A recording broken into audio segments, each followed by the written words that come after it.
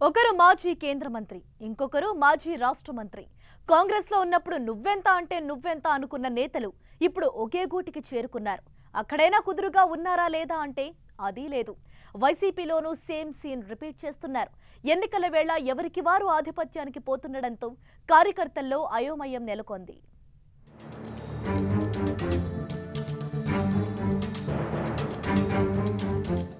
Dharmana Prasadarao versus కిళ్ళి కృపారాణి.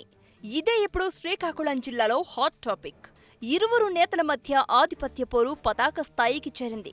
కిళ్ళి కృపారాణి, ధర్మాన ప్రసాదరావు ఇద్దరూ కూడా కాంగ్రెస్ పార్టీలో కీ రోల్ పోషించిన వారే. కిళ్ళి కృపారాణి మన్మోహన్ ప్రభుత్వంలో కేంద్ర మంత్రిగా పనిచేస్తే, ధర్మాన ప్రసాదరావు గత కాంగ్రెస్ ప్రభుత్వంలో ఉమ్మడి ఆంధ్రప్రదేశ్ మంత్రిగా పనిచేశారు.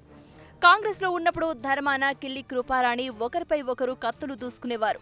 ప్రచండ యుద్ధం పతాక స్థాయికి చేరిన తరుణంలో ధర్మాన కాంగ్రెస్ ని వీడి వైసీపీలోకి చేరారు.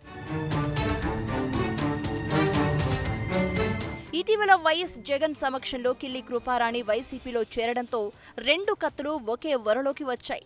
వైసీపీ తీర్థం పుచ్చుకున్న వెంటనే కృపారాణి ధర్మానతో పాటు అందరినీ మర్యాదపూర్వకంగా కలిశారు. తరువాత తనదైన శైలిలో జగన్కు చేరువైన కృపారాణి పార్టీలో చేరిన 10 రోజుల్లోనే శ్రీకాకుళం పార్లమెంటరీ పార్టీ అధ్యక్షురాలిగా పదవిని సైతం దక్కించుకోగలిగారు. తరువాత తన పదవి పరిధిలోని 7 అసెంబ్లీ నియోజకవర్గాలలో దూకుడుగా ముందుకెళ్తూ వైసీపీలోకి చాలా మందిని చేర్చడంలో సఫలీకృతమయ్యారు. అయితే ధర్మాన ప్రసాదరావు పోటీ చేస్తున్న శ్రీకాకుళం అసెంబ్లీ నియోజకవర్గ పరిధిలో ఆహ్వానాలు అందడం లేదు అంటూ కృపారాణి వర్గం ఆరోపిస్తోంది.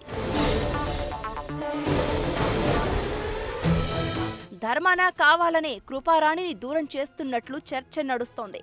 శ్రీకాకుళం నియోజకవర్గంలో జరిగిన వైసీపీ నామినేషన్లు, ఆత్మీయ సమావేశాలు, ప్రచార కార్యక్రమాలకు కృపారాణిని దూరంగా ఉంచారు.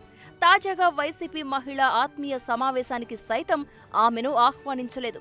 ధర్మాన, కిళ్ళి మధ్య వర్గపోరు ముదిరి పాకాన పడుతూ ఉండడంతో వైసీపీ శ్రేణులు ఆందోళనకు గురవుతున్నాయి. ఎన్నికల వేళ ఎవరికి వారు పంతానికి పోతే పార్టీకి తీరని నష్టం జరుగుతుందని ఆవేదన వ్యక్తం చేస్తున్నారు. తక్షణమే పార్టీ అధిష్టానం కలగజేసుకుని ఇద్దరి మధ్య రాజీ కుదుర్చే ప్రయత్నం చెయ్యాలని, లేకుంటే తగిన మూల్యం చెల్లించుకోక తప్పదని వాపోతున్నాయి.